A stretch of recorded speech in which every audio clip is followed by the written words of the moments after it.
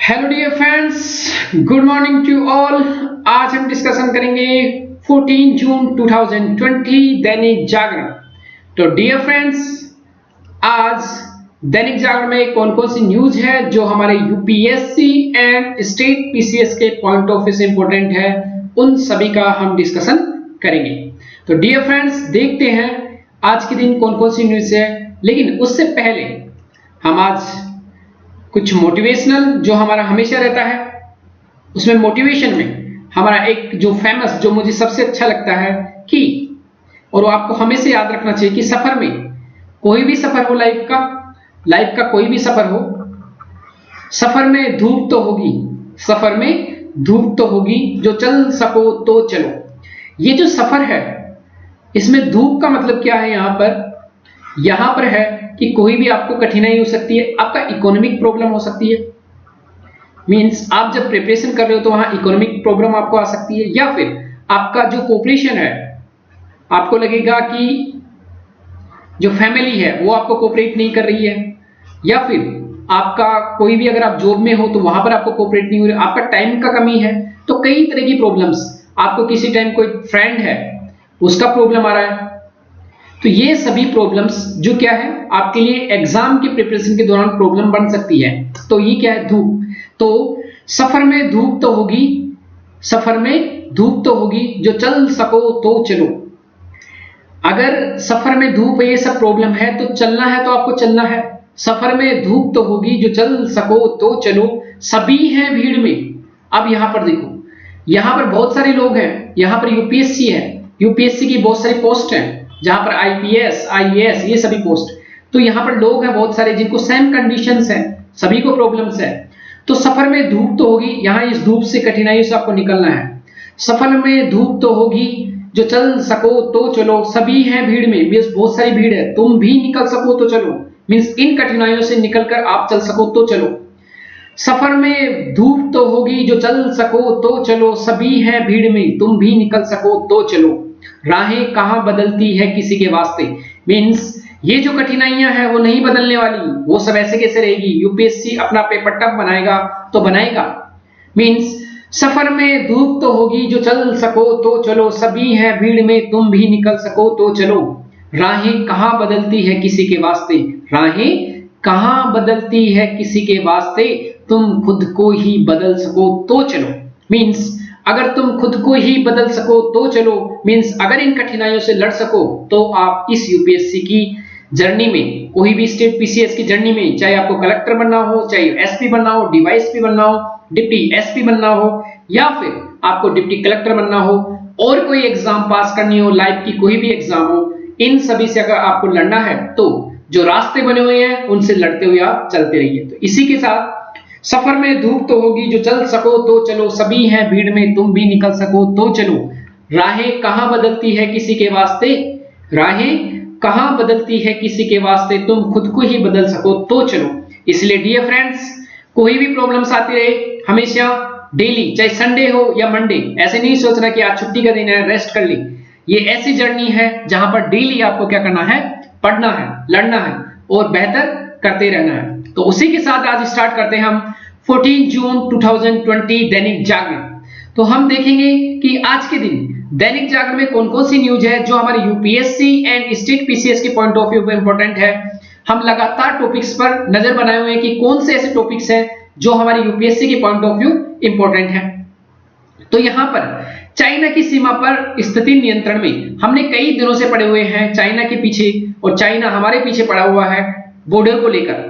Border के यहां पर हमने देखा था कि कहां पर गोलान घाटी है, गोलान घाटी, उसके बाद पेंगोंग लेक, एंड जो हमारा हॉट स्प्रिंग रीजन था, गोगरा रीजन, उन सभी पर हमने अच्छे से मैप के द्वारा हमने अच्छे से क्या किया था? डिस्कशन किया था। ये आपको अच्छे से समझ में आ रहा होगा। मैं इसको वापस से आपको बता देता हूं एक बार। अगर आप किसी को भी इस पूरे आर्टिकल को अगर पढ़ना हो तो मैं आपके लिए बड़ा कर देता हूं, ताकि आप एक बार यहां से पढ़ सको कि लद्दाख की सीमा पर क्या हो रहा है, चीन चल रहा है, तनाव, ये सभी आपको आसानी से, अगर आप इसको पढ़ना चाहो तो आसानी से यहां से पढ़ सकते हो। चाइना के साथ जो हमारा नेपाल के साथ डिस्प्यूट चल रहा है बाउंड्री को लेकर, वहां पर भी प्रॉब्लम आ रही है, तो आप इसको यहां से सीधा पढ़ सकते हो, आपको आसानी से यहां से समझ में आ जाएगा। तो यहां पर इन्होंने नेपाल के लिए क्या कहा है कि नेपाल के साथ हमारे सांस्कृतिक, ऐतिहासिक और धार्मिक संबंध रहे हैं। किसके साथ? धार्मिक संबंध में रामायण, जनकपुरी, सीता माता, तो उनका कहीं ना कहीं वहां से नाता रहा है। जनकपुरी कहां पर है? नेपाल में। तो ये सभी इंपॉर्टेंट पॉइंट्स है जिनके ऊपर नेपाल एंड चाइना दोनों के बीच में, दोनों को लेकर इंडिया के कहीं ना कहीं डिस्प्यूट चल रहे हैं। इनको कैसे समझेंगे हम देखते हैं अभी पेज नंबर 1 पर। तो पेज नंबर 1 पर हमारी ये न्यूज रहेगी जहां से हम डिस्कशन करेंगे। अगेन हम चलते हैं आगे, एक और कौन सी न्यूज है जो हमारी डिस्कशन है पेज नंबर 1 पर। यहां पर नए नक्शे पर नेपाल की संसद का फैसला अस्वीकार। यहां पर हाल ही में हमने लगातार, जो मेरे साथ जुड़े हुए हैं उनको पता होगा कि नेपाल की संसद के द्वारा अभी हाल ही में एक नया मैप जारी किया गया है और पहले उस पर वोटिंग होनी थी। उसी को लेकर अब इंडिया की मत जानते हैं क्या कहा गया है, क्या क्या प्रॉब्लम चल रही है। आप सभी को थोड़ा सा मैं बड़ा करके दिखा रहा हूं तो ये अच्छे से समझ में आ जाएगा। आप यहां से पढ़ सकते हो डायरेक्टली क्या कि भारत के समझाने के बावजूद जिस नेपाली संसद ने नेपाल के नए मानचित्र के संबंध में बिल पारित किया वह दोनों देशों के रिश्तों पर खराब असर डाल सकता है, पहला। सेकंड, भारत ने नेपाल की सरकार की तरफ से लाए गए बिल के पारित होने पर कड़ी आपत्ति जताई है। भारत ने दोहराया कि लिपुलेख, कालापानी एंड लिम्पी यदुरा पर नेपाल के दावे के पीछे कोई साक्ष्य नहीं है। नेपाल सरकार सीमा मुद्दे का राजनीतिकरण कर रही है, ये कहा गया है इंडियन गवर्नमेंट के द्वारा। और साथ में जानकार क्या कह रहे हैं? जानकार कह रहे हैं कि जानकारों का मान रहे हैं कि नेपाल ने भारतीय जमीन को अपने आधिकारिक मानचित्र में शामिल कर इस समस्या को कूटनीतिक समाधान निकालने के रास्ते को काफी संकुचित कर दिया गया। मींस पहले जिस मुद्दे को हम कूटनीति के द्वारा, बातचीत के द्वारा सुलझाते उसको नेपाल क्या कर दिया, अब संसद में जारी करके इसका मैप अब इसको कहीं ज्यादा उलझा दिया है। ऐसे में दोनों देशों की तरफ से सीमा विवाद सुलझाने के लिए एक विशेष समिति गठित किया था। उसके भविष्य में भी कहीं ना कहीं सवालिया निशान लग जाएगा कि अब उस समिति का क्या मामला रहेगा, अब उस समिति का हम क्या करेंगे। तो ये सभी इंपॉर्टेंट। साथ में इंडियन गवर्नमेंट ने क्या कहा कि यहां पर देखना, जो नेपाल का लोअर हाउस है उसको बोलते हैं नेपाल का हाउस ऑफ रिप्रेजेंटेटिव। जैसे हमारे यहाँ लोकसभा है, वहां पर क्या है, हाउस ऑफ रिप्रेजेंटेटिव ने भारत के एक हिस्से को नेपाल के मानचित्र में बदलाव करने के संबंध में संविधान संशोधन विधेयक पारित कर दिया। मींस जैसे हमारे लोकसभा और राज्यसभा अलग अलग हैं पार्लियामेंट में, उसी तरह वहां जो लोअर हाउस है उसने क्या किया, उस मैप को पारित कर दिया है। अब वो जाएगा कहां पर, अपर हाउस में, उसके बाद वहां के राष्ट्रपति के पास जाएगा और ये मैप पूरे चांसेस की पारित हो जाएगा। लेकिन इस मुद्दे पर इंडिया ने कहा कि हमने इस मुद्दे पर पहले ही अपना पक्ष साफ कर दिया था कि बगैर किसी ऐतिहासिक तथ्य के मानचित्र को कृत्रिम तौर पर बढ़ाने का, मींस आप आर्टिफिशियल रूप से इसको बढ़ा रहे हो, अपनी बाउंड्रियां बता रहे हो, ऐसा कुछ भी नहीं है। समर्थन किया जा सकता है, इसका समर्थन नहीं कर सकते क्योंकि आप आर्टिफिशियल रूप से इसका समर्थन बढ़ा रहे हो। और सीमा विवादों की बातचीत से सुलझाने को लेकर हमारे बीच में जो सहमति बनी थी उसका भी उल्लंघन है। हमने पहले ही कहा था कि हम सीमा पर ऐसे सुलझा लेंगे।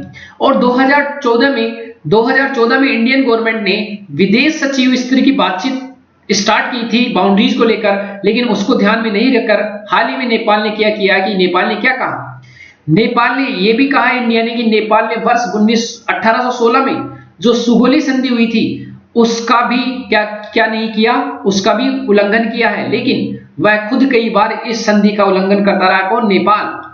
इस समझौते के मुताबिक नेपाल ने काली नदी के पश्चिमी हिस्से को स्थित सभी क्षेत्रों को भारत का हिस्सा माना है, लेकिन अभी मानने से इनकार करता। अभी देखेंगे क्या करता है। जिस आधार पर नेपाल ने लिपुलेख का दावा कर रहा है वह भी विरोधाभासी है, क्योंकि चीन के साथ उसका सीमा समझौता हो रखा है, उसके अनुसार लिपुलेख पर अपना दावा छोड़ा था।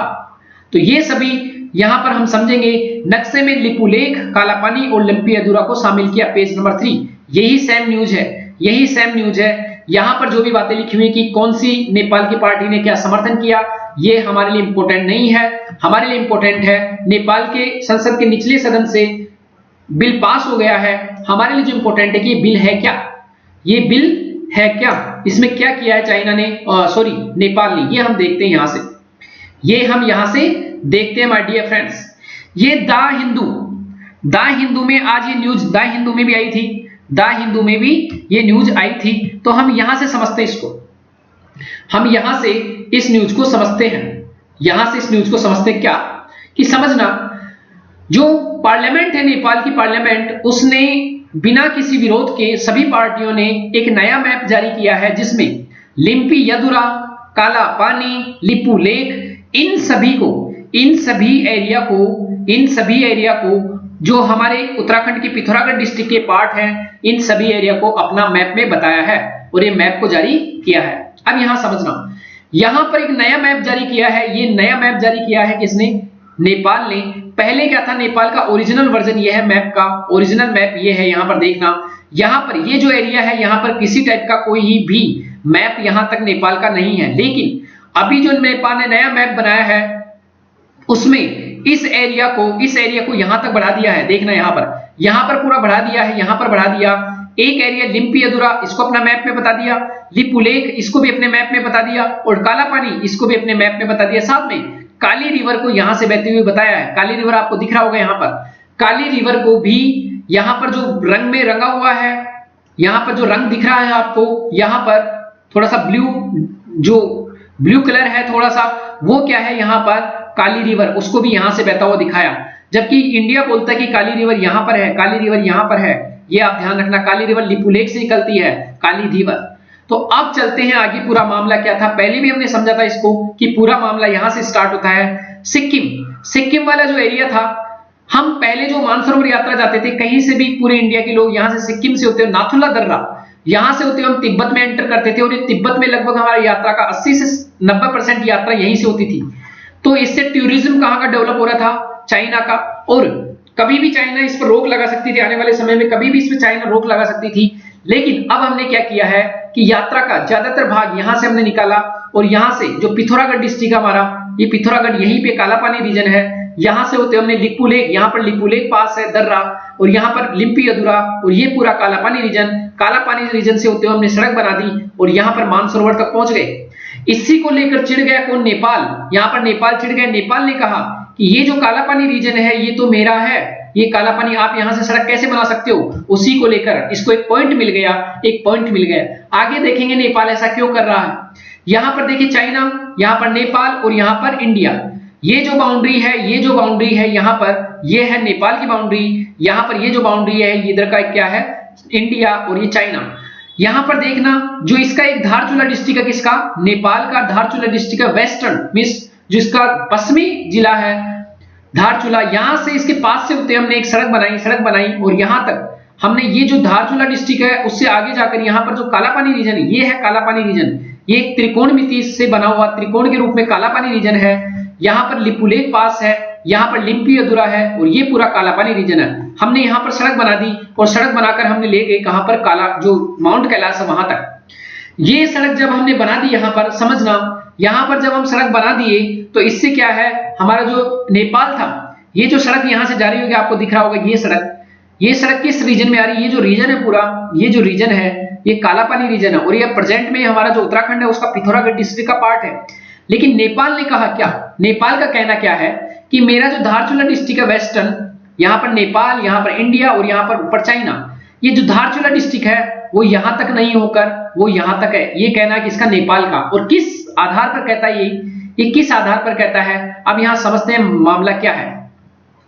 डियर फ्रेंड्स, 1816 में, पहले मैंने बात की थी कि 1816 में सुगोली ट्रीटी हुई थी। सुगोली संधि किसके बीच में? Indian government means India, sorry, जो नेपाल है, नेपाल और जो ब्रिटिश गवर्नमेंट है उसके बीच में। उसमें सुगोली ट्रीटी में यह कहा गया था कि नेपाल का क्षेत्र कहां तक होगा? जहां तक काली रिवर बहती है।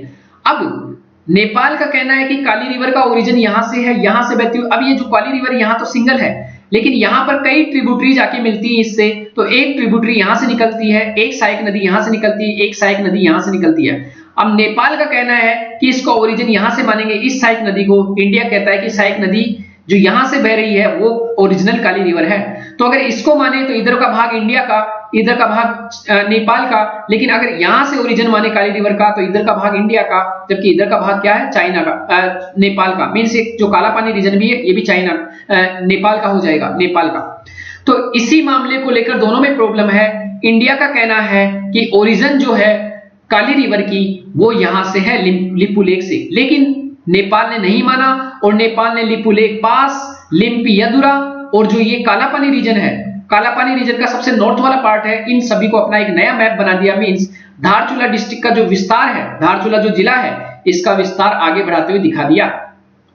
अब ये पूरी जो कहानी है, पूरी कहानी के बीच में रीजन क्या है माय डियर फ्रेंड्स? रीजन क्या है कि अभी प्रेजेंट में नेपाल में केपी शर्मा ओली, केपी शर्मा जो ओली सरकार है उसकी सरकार है, और ये जो पार्टी है ये सीपीआई है, communist party of Nepal.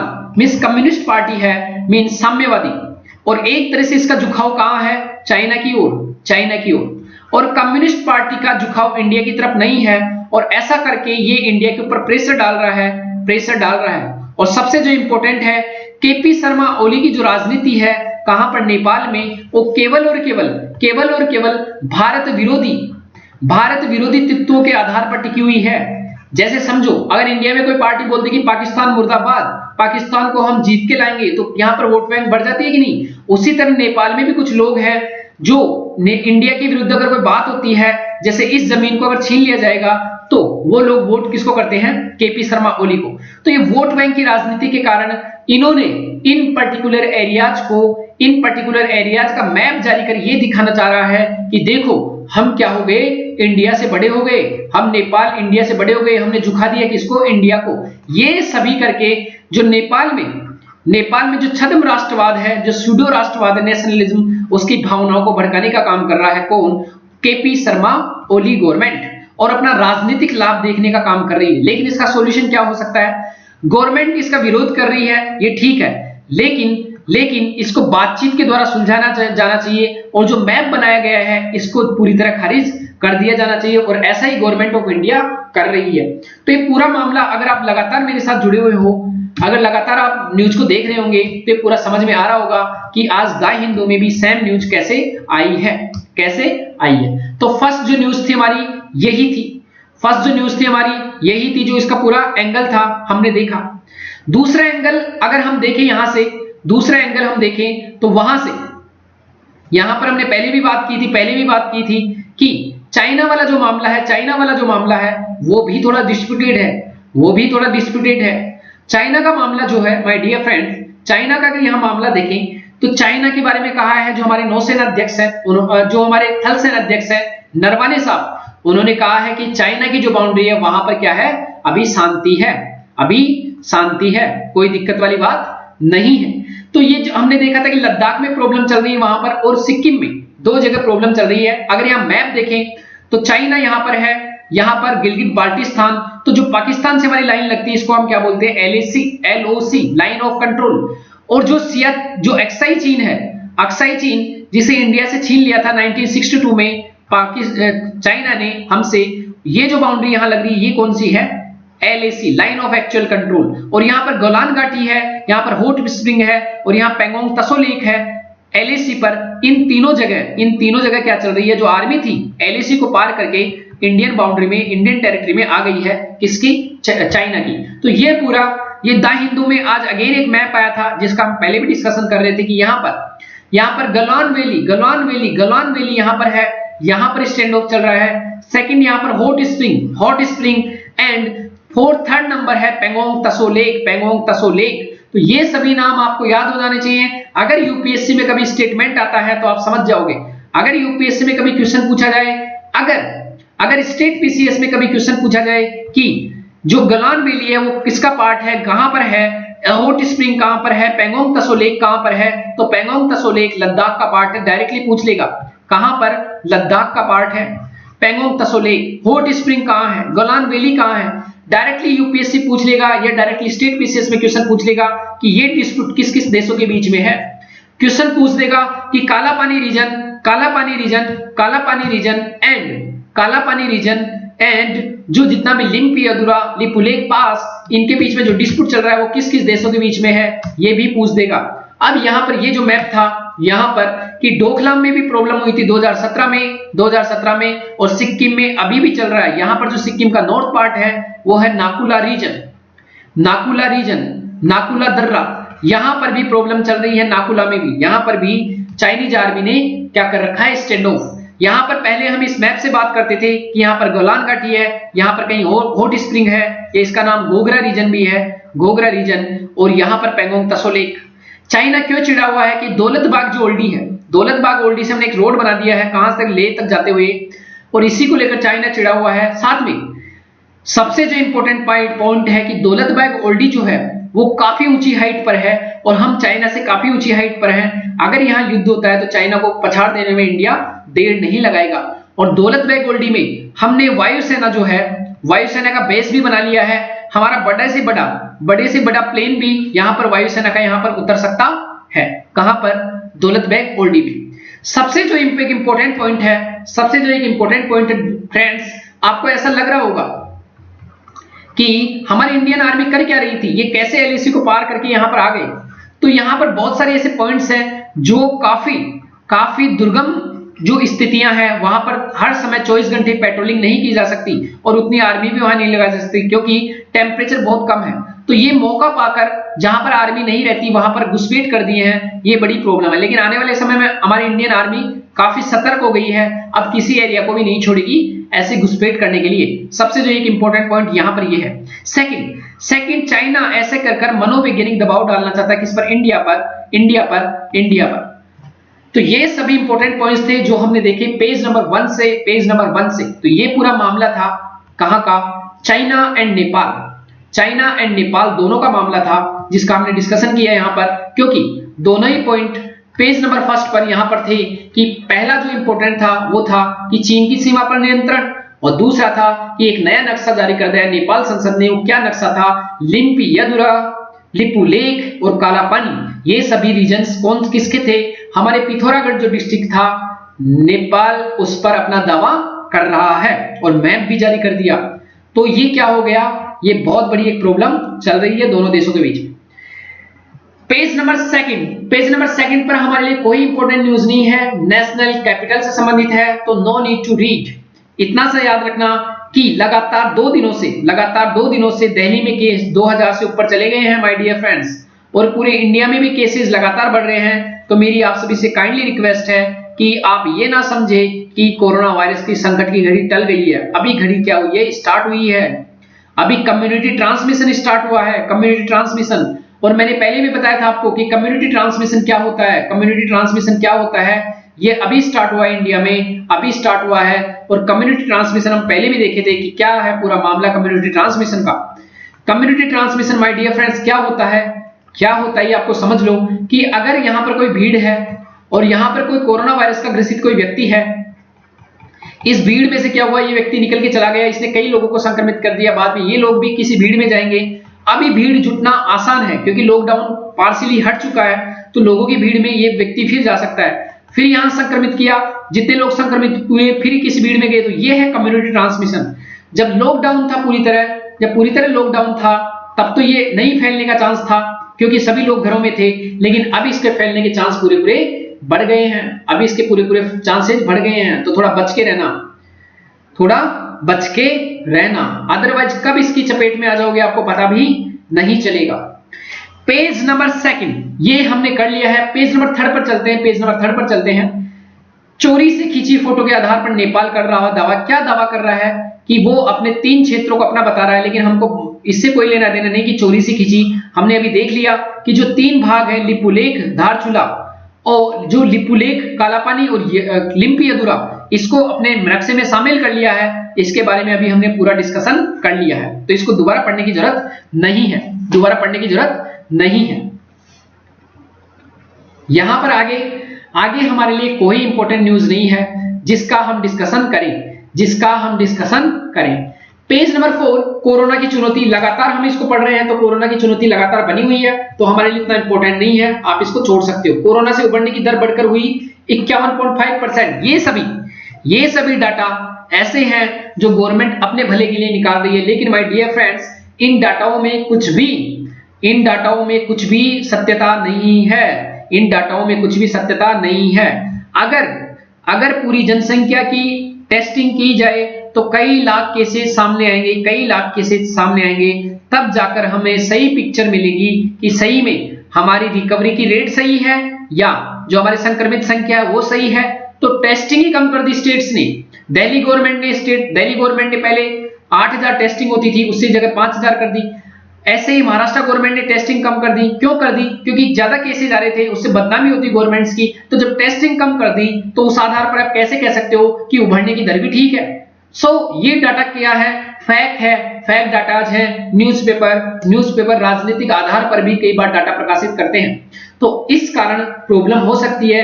Actual data क्या होगा? एक्चुअल डाटा क्या होगा जब हमारे पूरे देश के सभी लोगों का कोरोना वायरस से संबंधित जो टेस्ट है वो सभी का पॉसिबल हो जाए, तब जाकर एक्चुअल डाटा हमको मिलेगा। आप सोच रहे होंगे माय डियर फ्रेंड्स कि अमेरिका में क्यों इतने ज्यादा डाटा आए, अमेरिका में क्यों इतना डाटा है? आप सभी को लग रहा होगा ऐसा, आप सभी को लग रहा होगा, आपने सोच रहे होंगे। आपको मैं एक कॉन्सेप्ट बता देता हूं, यहां पर आपको कॉन्सेप्ट बता देता हूं ताकि आपका जो टेंशन है दिमाग का, अमेरिका को लेकर जो सोच है वो चेंज हो सके। अमेरिका को लेकर सोच जो हो वो चेंज हो सके, उसको लेकर मैं आपको बता देता हूं एक कॉन्सेप्ट यहां पर कि क्या है पूरा मामला अमेरिका का, क्या है पूरा मामला अमेरिका का, इसको समझना। यहां पर पूरा कॉन्सेप्ट हम देखते हैं डियर फ्रेंड्स। एक तरफ अगर बात करें हम अमेरिका, जहां पर लगभग 18 लाख केसेज हो गए हैं, एक तरफ हम बात करें इंडिया। अब यहां समझना मामला क्या है पूरा। अमेरिका में हर साल उसकी जीडीपी का, और उसकी तो जीडीपी भी कितनी है, लगभग 17 ट्रिलियन डॉलर की है। इंडिया की कितनी है, लगभग 2.5 ट्रिलियन डॉलर की है। तो जीडीपी का अगर 70 जीडीपी जो उसकी है उसका लगभग वो 13 से 14% किस पर वो लगाता है, अपने हेल्थ पर। कहां पर? अपने हेल्थ पर। मींस उसकी जीडीपी पहले तो जीडीपी बड़ी है। अरे आप सोचिए, अगर दो व्यक्ति हैं, यहां पर समझना कंसेप्ट, अगर दो व्यक्ति हैं ए एंड बी, एक व्यक्ति के पास है 100 करोड़ रुपए, एक व्यक्ति के पास है 1 करोड़ रुपए। इस 1 करोड़ का वो 1.5% लगाता है, कहीं पर खर्च करता है हेल्थ पर, और एक व्यक्ति 100 करोड़ का भी कितना लगा रहा है, 17 मींस कितना 13 to 14% लगा रहा है। तो एक तो इसकी जीडीपी बड़ी है अमेरिका की, एक दूसरा ये ज्यादा खर्चा कर रहा है 13 से 14%, उसका भी। इंडिया एक तो इसका जीडीपी छोटा है और उसमें से भी केवल 1.5% खर्चा कर रहा है हेल्थ पर जीडीपी का। अब यहां समझना पूरा कॉन्सेप्ट क्या है, यहां पर समझना पूरा कॉन्सेप्ट क्या है। पहले तो दोनों में ये डिफरेंस, दूसरा क्या है कि अमेरिका, अब अमेरिका इतना खर्चा कर रहा है एंड यहां पर इंडिया, अमेरिका की जो हॉस्पिटल्स हैं वो 5 स्टार होटल की से कम नहीं रहते। वहां पर जाने के बाद आपको पता लगता है कि मैं किसी होटल में आ गया हूं, 5 स्टार होटल में, बिल्कुल एंजॉय के साथ। तो यहां पर इतना अच्छा होने के बावजूद यहां पर 18 लाख केसेज कैसे आ गए, ये हमारे दिमाग में हमेशा। और इंडिया तो बहुत बेहतर है, यहां के तो कोई केसेज ही नहीं है जितने ज्यादा। तो इसकी सीधी सी स्टोरी क्या है माय डियर फ्रेंड्स, कि अमेरिका जो है, अमेरिका में जो टेस्टिंग है लोगों की, सभी लोगों की लगभग क्या हो गई है, कोरोना वायरस को लेकर टेस्टिंग हो गई है। कोरोना वायरस को लेकर क्या हो गई, टेस्टिंग। और जो जितने लोग हैं सभी की टेस्टिंग होने के बाद जितनी जनसंख्या 18 लाख वो आ गई है सामने। तो ये समझना इंडिया में क्या हो रहा है माय डियर फ्रेंड्स, कि बहुत कम लोग हैं, कुछ लाख लोग ही हैं, 1.25 अरब की जनसंख्या में कुछ लाख लोग हैं जिनकी टेस्टिंग हुई है। अगर पूरी 1.25 अरब जनसंख्या की टेस्टिंग हो जाए तो ये अमेरिका का जो आंकड़ा है वो कई दूर रह जाएगा इंडिया का। तो ये पूरा मामला क्या है, टेस्टिंग का। और इसीलिए प्रेजेंट में जो गवर्नमेंट है, दिल्ली गवर्नमेंट, उसने अपनी टेस्टिंग कम कर दी। महाराष्ट्र गवर्नमेंट है, उसने भी अपनी टेस्टिंग कम कर दी, क्योंकि उनको पता है कि केसेस ज्यादा बढ़ेंगे तो हमारी बदनामी होगी। पूरी स्टोरी ये है, जब तक आप कॉन्सेप्ट को नहीं समझोगे, कैसे अमेरिका में केसेस ज्यादा है, कैसे इंडिया में केसेस कम है, तब जाकर आपके दिमाग में पूरी क्लियर पिक्चर होगी। और महंगा क्या है एक टेस्ट करवाने का, अगर प्राइवेट हॉस्पिटल में जाए हम, जिनके पास आयुष्मान भारत का कार्ड है, जिनको गवर्नमेंट स्कीम्स की सुविधाएं मिल रही है, उनको ये मिल रहा है 4000 में। जबकि अगर कोई सिंपल व्यक्ति है, अगर उसको कोरोना वायरस का इलाज लेना है तो वो 40 से 50 हजार में मिनिमम मिल रहा है। तो कैसे पॉसिबल हो पाएगा किसी गरीब व्यक्ति के लिए? तो इतना आसान नहीं है टेस्टिंग करवाना। अब चलते हैं हम नेक्स्ट पॉइंट पर। यहां पर है पेज नंबर 5, जारी है जंग। तो यहां पर केवल एक याद रखना कि जो कोरोना वायरस से संबंधित जो मरीज हैं उनको रेमडेसिविर एंड HCQ हाइड्रोक्सीक्लोरोक्विन 2 दवाइयां देने की सलाह दी है इमरजेंसी के केसेज में। एक दवाई जो है अमेरिका की है, एक दवाई हम इंडिया में उत्पादन करते हैं। दोनों दवाइयों को यूटिलाइज किया सकता है, लेकिन इसके बावजूद भी इनका कोई अच्छा लाभ नहीं मिल रहा है कोरोना वायरस के मरीजों पर। अगेन आगे पेज नंबर डायरेक्टली चलते हैं 6 पर। हमारे बस इतना सा याद रखना कि हमारे लगभग 300 युवा सैनिक इंडियन मिलिट्री एकेडमी IMA, ये हमारे लिए थोड़ा सा आपके लिए गर्व का विषय है, इसलिए मैं बता देता हूं कि अगर आपके कोई मीन्स आपके कोई परिवार में हो जो पढ़ रहे हो तो उनके बारे में, इनके बारे में बता सकते हो कि इंडियन मिलिट्री एकेडमी एक है देहरादून में। वहां पर आप पास करने के बाद 12th पास करने के बाद एक NDA की एग्जाम लगती है, NDA की एग्जाम दे सकते हो। उसके द्वारा आप आर्मी में डायरेक्टली लेफ्टिनेंट के पद से आर्मी में ऑफिसर पद की रैंक से स्टार्ट अपना लाइफ कर सकते हो। तो ये हाल ही में क्या हुआ है, 333 जेंटलमैन कैडेट आर्मी में अफसर बनकर उनकी पासिंग आउट परेड हुई है। पासिंग आउट परेड मींस उन्होंने अपनी ट्रेनिंग पूरी कर ली है, उसी को लेकर ये पूरी न्यूज आई है। तो यहां समझ आगे चलते हैं यहां पर पेज नंबर 7 कृषि का मुद्दा। कृषि है जीवन का आधार। यहां से जो हमारे लिए इंपॉर्टेंट पॉइंट्स इन्होंने लिखे हैं मैं यहीं पर आपको थोड़ा सा बता देता हूं, उसके बाद हम क्या करेंगे, इनका डिस्कशन करेंगे। इन्होंने क्या क्या कहा है यहां से मैं बता देता हूं। इन्होंने कहा है कि कृषि उत्पादन 5% बढ़ने की संभावना है। अभी क्या है, हमारी जो कृषि की गतिविधियां हैं, कृषि का जो सारे जो उद्योग हैं जितनी भी गतिविधियां वो कम हुई है, लेकिन केवल एकमात्र ऐसा क्षेत्र कृषि जहां पर लॉकडाउन के समय ऐतिहासिक गिरावट के बाद भी मींस औद्योगिक उत्पादों में क्या हुई है, ऐतिहासिक गिरावट हुई है, उसके बाद भी यहां पर ट्रैक्टर, कृषि मशीनरी और उर्वरक की मांग में रिकॉर्ड वृद्धि के संकेत मिले हैं। मींस एग्रीकल्चर जो हमारी है उसमें तेजी से ग्रोथ हुई है, यह हमारे लिए अच्छी बात है। आगे इन्होंने क्या कहा जो हमारे लिए इंपॉर्टेंट है कि यहां पर समझिए, हमारा जो राष्ट्र का सकल जीडीपी था, जो हमारा ग्रोस डोमेस्टिक प्रोडक्ट था 1951 में, वो हमारे कृषि का लगभग 61% योगदान से घटकर अब 15 से 17% रह गया है। अब पहले जीडीपी में हमारा जीडीपी जो थी, अगर जीडीपी 100 रुपए की है तो उसमें 61 रुपए कहां से आते थे, एग्रीकल्चर से। लेकिन अब अगर जीडीपी 100 रुपए की है तो उसमें केवल 15 से 17% पैसा कहां से आता है, एग्रीकल्चर से। उसके बाद लगभग 60% जो पॉपुलेशन है अभी भी एग्रीकल्चर पर डिपेंड है।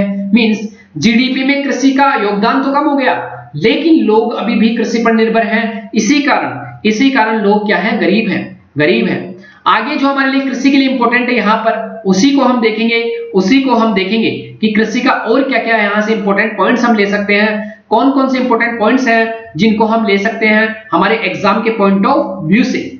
तो यहां पर जो हमारे लिए इंपॉर्टेंट है कि हमें क्या जरूरी है कृषि में हमें निवेश मींस इन्वेस्टमेंट, विशेषकर सरकारी निवेश की कई दशकों से सतत लगातार घटता रहा है। मींस निवेश क्या होता है, उत्पादन खर्च, कि हम नए डैम बनाएं, नए हम नहरें बनवाएं, हम कृषि जो स्टोरेज है, कोल्ड स्टोरेज उनको बनाएं, उनमें रेगुलर रूप से जो कृषि निवेश है वो घटा है। कृषि के विकास में सिंचाई की सर्वाधिक महत्वपूर्ण भूमिका रही है, यह भी हमारे लिए कहीं पीछे रहा है। भारत की जो हरित क्रांति थी वो केवल उन्हीं क्षेत्रों तक सीमित थी जहां सिंचाई के साधन अच्छे थे, जैसे पंजाब, हरियाणा और वेस्टर्न यूपी। जहां पर सिंचाई अच्छी नहीं थी वहां पर इसका कोई लाभ नहीं मिला। अगर हम बात करें कि आज भी हमारे देश की लगभग 45% भूमि सिंचित है, अगर ये डाटा सही से हो तो यहाँ केवल 45 भी नहीं, केवल 40% रह जाएगा कि 100 में से हमारा केवल 40% जो एरिया एग्रीकल्चर का वो संचित है, मींस वहां सिंचाई की व्यवस्था है। बाकी जो एरिया है वहां पर, अब चलो हमने 45 भी मान लेते हैं, बाकी जो शेष हमारा एरिया है 55% वो वर्षा पर आधारित कृषि है। तो वर्षा जब अच्छी होगी तभी हमारी एग्रीकल्चर अच्छी होगी, वरना कुछ भी नहीं होगा। तो ये थोड़ा सा समझदारी वाली बात है, आपके लिए समझने के लिए जरूरी है। अब समझना हमारे लिए जो इंपॉर्टेंट है यहां पर अननेसेसरी के डाटाज में हम नहीं जाएंगे। एक हम देखेंगे कि हमारी जो कितनी परसेंट जो पॉपुलेशन है मींस कितनी परसेंट जो एग्रीकल्चर है वो क्या है उस पर वर्षा पर आधारित और कितनी संचित है। अब यहां पर जो हमारे लिए इंपॉर्टेंट है वो क्या है कि प्रॉब्लम क्या चल रही है, कि हमारे यहां पर प्रॉब्लम क्या चल रही है। भारतीय कृषि को सबसे जो बड़ी प्रॉब्लम चल रही है कि यहां पर सरकारी निवेश में भारी वृद्धि की जरूरत है और साथ में ही कृषकों के उत्पादकों का समुचित मूल्य उनको मिले।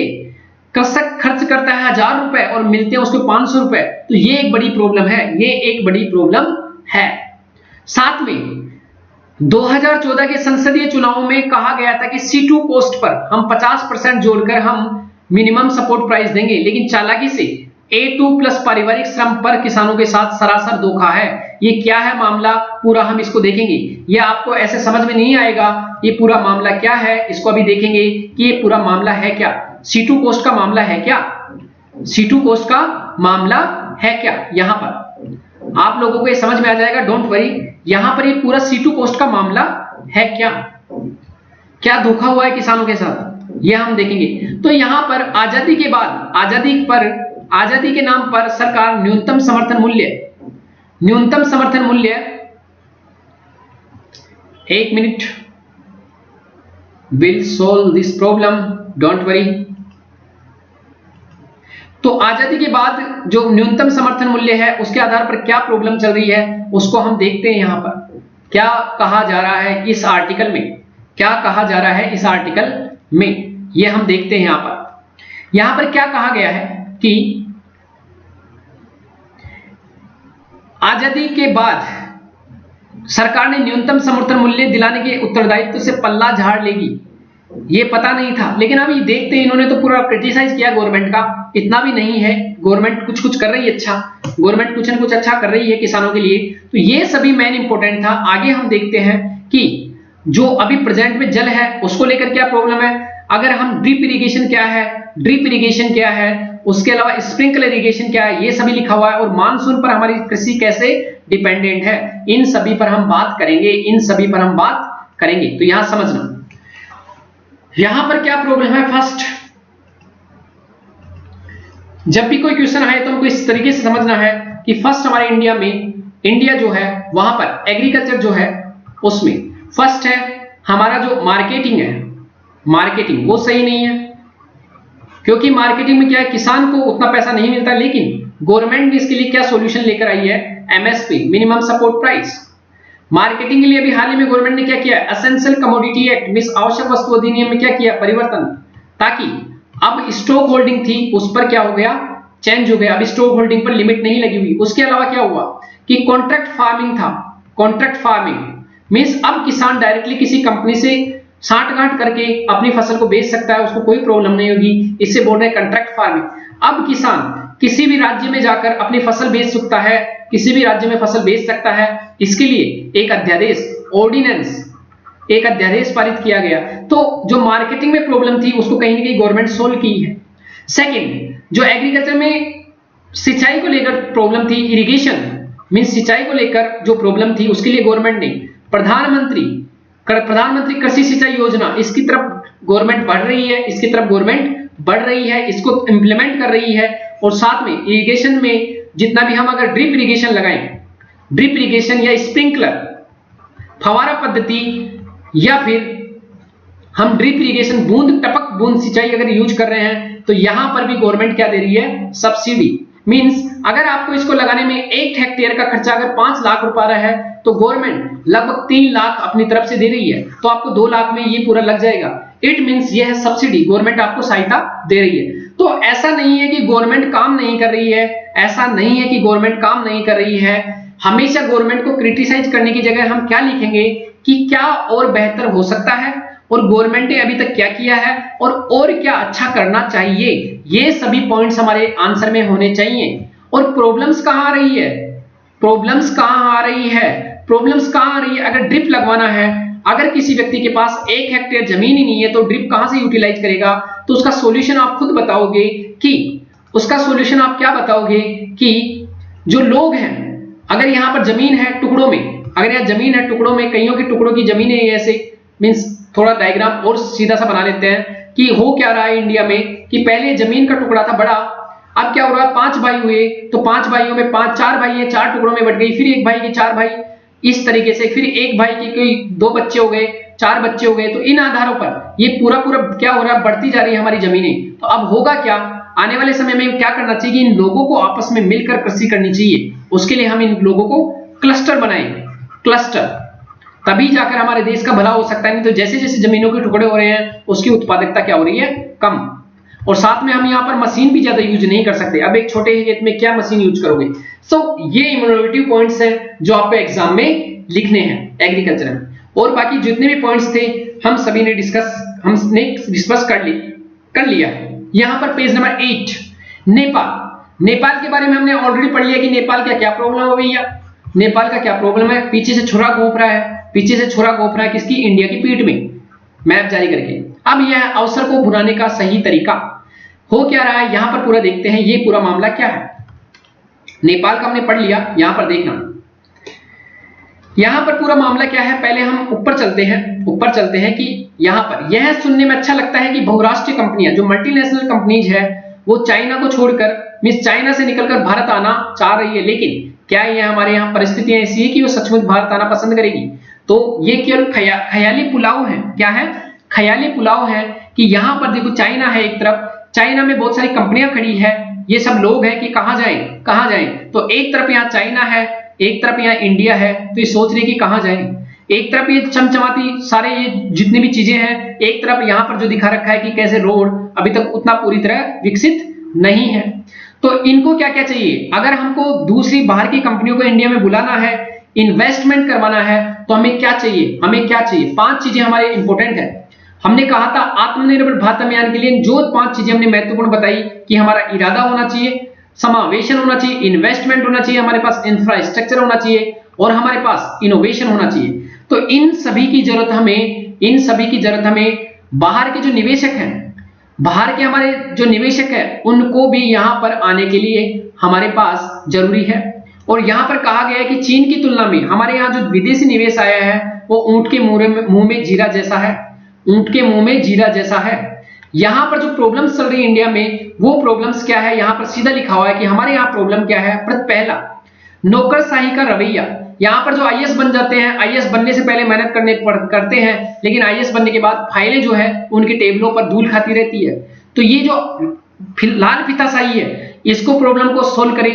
उद्योगों के प्रति माहौल, नौकरशाही का रवैया, श्रम की नीतियां कि एक बार आपने किसी को अपने यहां रोजगार लगा लिया तो उसको बाहर निकाल नहीं सकते। अगर निकालोगे तो वो लेबर कोर्ट में जाएगा और वापस आ जाएगा आपकी कंपनी में। लेबर कोर्ट क्या करेगा, आपको दिशा निर्देश देगा कि नहीं, इस व्यक्ति को वापस आप क्या लगाओ, अपनी कंपनी में रोजगार दो। मींस कंपनियों का सिर दर्द हो गया है, जो लेबर मार्केट है, ये कंपनियों का सिर दर्द हो गया है कि कैसे अब उनसे छुटकारा पाया जाए। तो ये सभी बड़ी प्रॉब्लम है जहां से प्रॉब्लम्स निकल के आ रही है। तो क्या सुधार करें यहाँ पर, वो सभी बहुत इंपॉर्टेंट है। हम हमारे श्रम जो कानून है, श्रम कानूनों को थोड़ा लचीला बनाएं कि अगर किसी को हम नौकरी दे रहे हैं, अगर वो सही काम नहीं कर रहा हमारी कंपनी में, तो हम उसको निकाल सके, ये पावर हमारे पास होना चाहिए। तो इन्हीं प्रॉब्लम्स को लेकर साथ में हमने क्या किया कि चीन ने जैसे आधारभूत ढांचे का निर्माण किया है, चीन ने बहुत अच्छे आधारभूत ढांचे का निर्माण किया है। चीन ने क्या किया, आधारभूत ढांचे का निर्माण किया है। यहां पर समझना, चीन ने आधारभूत ढांचे का निर्माण किया है जो बहुत अच्छे से वैसा हम नहीं कर पाए। अगर हम वैसा, चीन ने क्या किया, SEZ स्पेशल इकोनॉमिक जोन बनाए ताकि वहां पर क्या हुआ, विदेशी कंपनियां आकर्षित रही। और ऐसा भारत में नहीं था। चीन ने 1970-80 के दशक में ही क्या बना दिया, SEZ स्पेशल इकोनॉमिक जोन। यहां पर अगर कोई कंपनी स्थापित होती है तो उसको कई तरह की सुविधाएं मिलती है, जिसमें टैक्स छूट भी एक इंपॉर्टेंट पॉइंट है। वहां पर टैक्स उतने ज्यादा नहीं लगते हैं, गवर्नमेंट की लाल फीताशाही वहां नहीं चलती है। वहां पर जो इंस्पेक्शन होते हैं, जो कलेक्टर, जो ये इंस्पेक्टर होते हैं, जो आए दिन अड़ंगा लगा देते हैं किसी कंपनी में, उन सभी को वहां पर परमिशन नहीं है। तो यहां पर जो उद्यमी थे उनको मनचाही सुविधाएं दी गई, SEZ बनाकर, कहां, चाइना में। इसीलिए ये जो प्रगति देखते हैं हम, जो चाइना की प्रगति, वो उसी का कारण है। तो चाइना ने अपने उद्योगों के अनुकूल जो एक वैश्विक ढांचा खड़ा किया, वह केवल वैश्विक स्तरीय नहीं था, बल्कि वैसा ढांचा अन्य कहीं था ही नहीं। वैसा ढांचा पूरे वर्ल्ड में कहीं नहीं था। इसलिए चाइना में कंपनियों ने इतना ज्यादा निवेश किया कि यह देखकर अमेरिका और अन्य देश भी स्तब्ध रह गए और आज पूरा वर्ल्ड है वहां पर अमेरिका की धाक चल रही है और उनकी कंपनियों ने चीन में बड़े पैमाने पर निवेश किया। अब चलते हैं यहां पर। अब क्या हो रहा, कोरोना से पहले यदि कोई बहुराष्ट्रीय कंपनी अपना नया कारखाना लगाना चाहती थी तो चीन का रुख करती थी, कहां पर, चीन जाना चाहती थी। लेकिन और चीन में SEZ की सफलता को देखकर भारत ने भी, मनमोहन सिंह सरकार ने पहले कार्यकाल में SEZ बनाने, मींस स्पेशल इकोनॉमिक जोन बनाने और उनके जरिए विदेशी निवेश को आकर्षित करने की पहल की। भारत में SEZ बने भी, ऐसा नहीं कि स्पेशल इकोनॉमिक जोन नहीं बने, लेकिन फिर वही लाल फीताशाही, पक्षपात, भूमि अधिग्रहण के लिए मनमानी, मींस भूमि अधिग्रहण में जो मनमानी करती है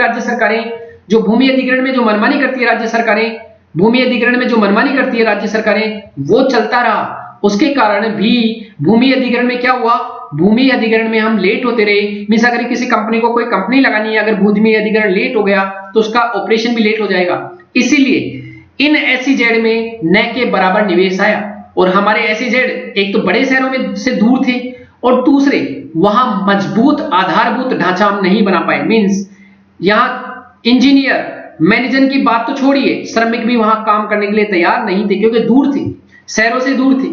तो इसलिए हमारे ये सभी प्रॉब्लम्स होने के कारण जैसे चाइना में सफलता मिली SEZ को लेकर, वो सफलता हमें नहीं मिली। तो दुर्भाग्य से हम बड़े शहरों में कमजोर आधारभूत ढांचे को बेहतर बनाने की पहल भी नहीं की हमने। तो ये सभी प्रॉब्लम थी। चूंकि भारत में स्थापित SEZ ढंग से काम नहीं कर सके, इसलिए वहां नया निवेश भी नहीं आया।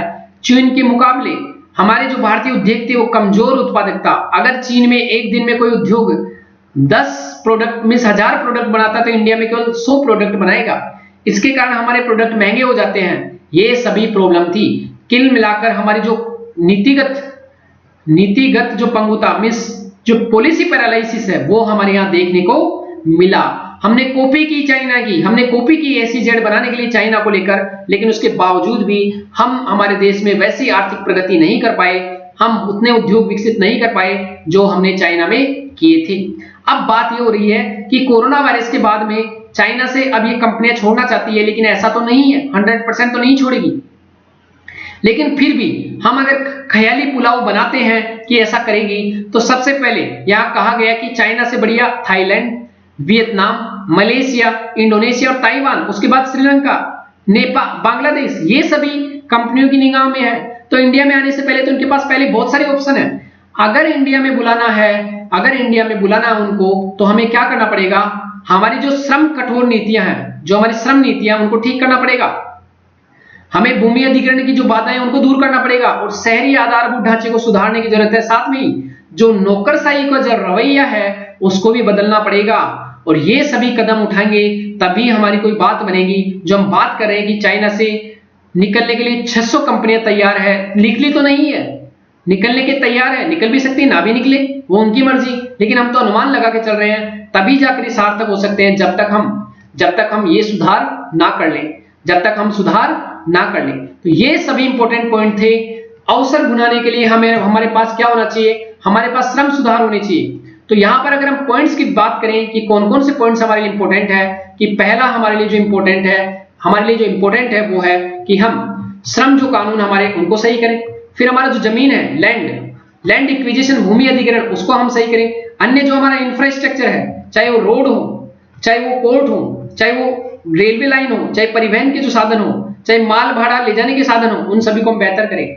जो हमारा जो एडमिनिस्ट्रेशन है, जो हमारा नौकरशाही है, उसको हम लाल फीताशाही में कहीं खोया हुआ है, उसको हम क्या करें, थोड़ा सुधारें। लाल फीताशाही क्या होती है माय डियर फ्रेंड्स, अगर कोई कलेक्टर है या कोई और दूसरा ऑफिसर है, उसके सामने कोई फाइल हुई, उसके ऊपर एक लाल क्या लगा हुआ था, फीता लगा हुआ रहता है। और लाल फीता क्या होता है, जब तक नहीं खुलता, जब तक वो नहीं चाहता, कई बार 6 महीने तक ये खुलता नहीं, इसी को बोलते हैं लाल फीताशाही। मींस फाइल में चीजें बंद है, कोई मतलब नहीं है क्या चलना है, इसी को बोलते हैं लाल फीताशाही। तो ये एक पॉइंट था जिसको आपको समझना है, यहां से आप पॉइंट्स को कवर कर सकते हो। आगे अगर हम देखें यहां पर एडिटोरियल में, आज है संडे, तो यहां पर इम्यूनिटी की खातिर कुछ भी करेगा, हास्य व्यंग है, नो नीड टू रीड, यहाँ पर कोई काम का नहीं है, यहाँ कोई काम का नहीं, जन्म संबंधी गड़बड़ियों की पड़ताल कोई काम का नहीं है।